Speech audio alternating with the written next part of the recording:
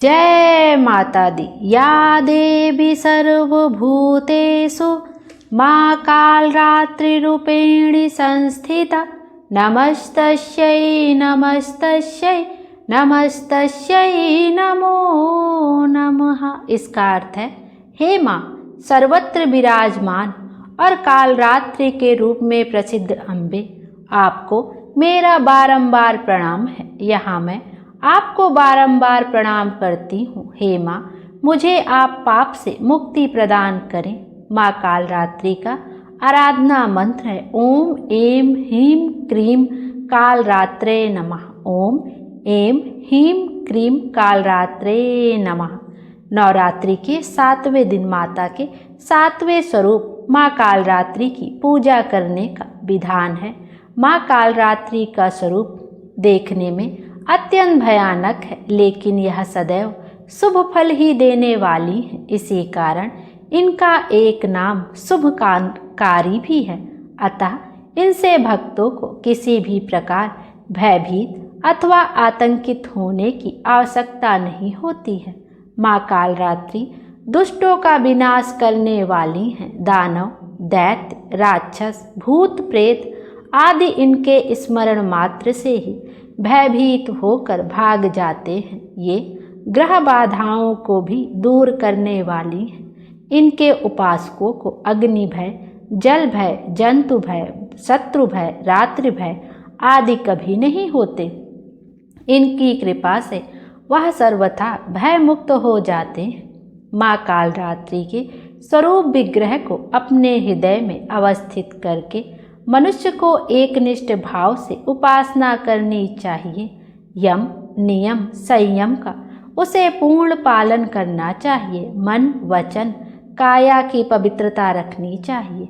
वे शुभंकारी देवी हैं। उनकी उपासना से होने वाले शुभों की गणना नहीं की जा सकती है। हमें उनका निरंतर स्मरण, ध्यान और पूजा करना चाहिए। इनके शरीर का रंग घने अंधकार की तरह एकदम काला है। सिर के बाल बिखरे हुए हैं। गले में विद्युत की तरह चमकने वाली माला है। इनके 3 नेत्र हैं। ये तीनों नेत्र ब्रह्मांड के सदृश गोल हैं। इनसे विद्युत के समान चमकीले किरणें निःसृत होती रहती हैं। माँ की नासिका के श्वास प्रश्वास से अग्नि की भयंकर ज्वालाएं निकलती रहती हैं। अपने पर्वत के समान दोनों स्तन से असुरों को धक्का देकर अंत करती हैं। इनका वाहन गर्दभ अर्थात गधा है। ये ऊपर उठे हुए दाहिने हाथ की वर मुद्रा से सभी को वर प्रदान करती हैं। दाहिने तरफ का नीचे वाला हाथ अभय मुद्रा में है। बाएं तरफ के ऊपर वाले हाथ में लोहे का कांटा तथा नीचे वाले हाथ में खड्ग कटार है। बोलिए माँ कालरात्रि की जय। आइए अब माँ कालरात्रि की व्रत कथा का भी श्रवण करते हैं। पौराणिक कथा के अनुसार माँ कालरात्रि का जन्म तब हुआ जब दानवों का आतंक तीनों लोकों में फैल गया था। शुंभ, निशुंभ और रक्तबीज जैसे राक्षसों ने देवताओं को परेशान कर रखा था। इस संकट से त्रस्त होकर सभी देवता भगवान शिव के पास पहुँचे और उनसे सहायता की गुहार लगाई। भगवान शिव ने स्थिति की गंभीरता को समझते हुए अपने समीप बैठी माता पार्वती से राक्षसों के वध को करने का अनुरोध किया। माँ पार्वती ने अपना रूप बदलकर माँ दुर्गा का तेजस्वी अवतार लिया और भगवान शिव से आज्ञा ली और दैत्यों का संहार करने के लिए अवतरित हुई। माँ का यह रूप अत्यंत मनोहारी और शक्तिशाली था। देवी को देखकर सभी दानव अचंभित रह गए, लेकिन वह हार मानने वाले नहीं थे। फिर एक भीषण युद्ध शुरू हुआ। माँ दुर्गा ने पहले शुंभ और निशुंभ का वध किया। इसके बाद सबसे शक्तिशाली दानव रक्तबीज से युद्ध आरंभ हुआ। यह दानव ब्रह्मा जी से एक विशेष वरदान प्राप्त कर चुका था। वरदान के अनुसार जब भी उसके शरीर से खून की कोई बूंद धरती पर गिरती, वहाँ पर एक और रक्त बीज उत्पन्न हो जाता, यानी जितना अधिक उसे मारा जाता उतने ही नए रक्त बीज पैदा हो जाते।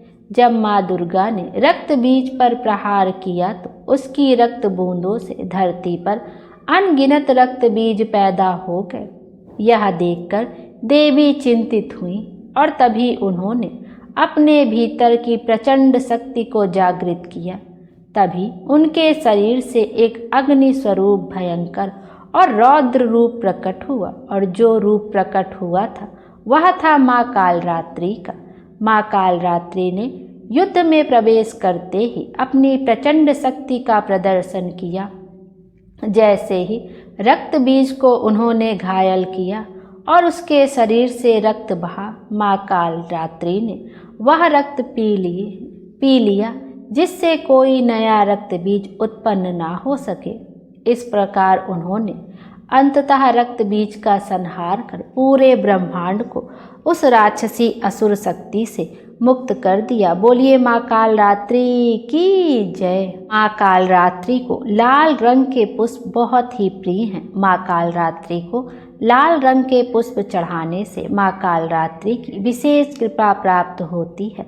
लाल रंग के फूल में सबसे ज़्यादा प्रिय माता को गुड़हल के पुष्प बहुत अधिक प्रिय हैं। साथ ही साथ आप यदि गुड़हल का पुष्प ना प्राप्त कर सके तो उसकी जगह पर आप गुलाब का फूल भी समर्पित कर सकते हैं, लेकिन माँ को गुड़हल का प्रिय बहुत ही अधिक प्रिय है और माँ कालरात्रि का प्रिय भोग गुड़ का भोग है। इसलिए माँ के 7वें दिन माता के 7वें स्वरूप माँ कालरात्रि को गुड़ का भोग अवश्य ही लगाना चाहिए। ऐसा करना बहुत ही शुभ माना जाता है। आइए अब माँ अम्बे की आरती का भी श्रवण करते हैं।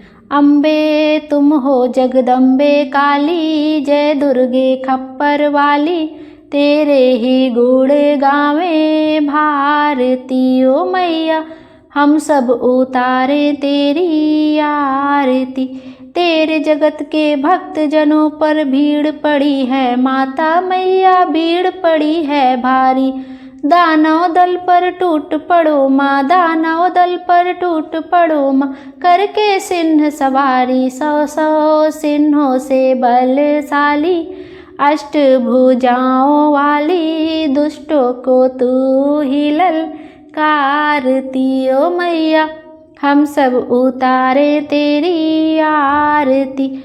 माँ बेटे का है इस जग में बड़ा ही निर्मल नाता मैया, बड़ा ही निर्मल नाता। पूत कपूत सुने हैं पर ना माता सुनी कुमाता, सब पर करुणा दर्शाने वाली, सबको हरसाने वाली, नैया भंवर से उबारती ओ मैया, हम सब उतारे तेरी आरती। नहीं मांगते धन और दौलत, ना चांदी ना सोना मैया, ना चांदी ना सोना। हम तो मांगे माँ तेरे मन में, हम तो मांगे माँ तेरे मन में, एक छोटा सा कोना, सबकी बिगड़ी बनाने वाली, लाज बचाने वाली, सतियों के सत को संवारती ओ मैया, हम सब उतारे तेरी आरती। अम्बे तू है जगदम्बे काली, जय दुर्गे खप्पर वाली, तेरे ही गुण गावे भारती ओ मैया, हम सब उतारे तेरी आरती। बोलिए माँ कालरात्रि की जय, माँ अम्बे की जय। माता रानी हम सब की मनोकामना पूर्ण करें और हमारे जीवन को खुशियों से भर दें। Thank you.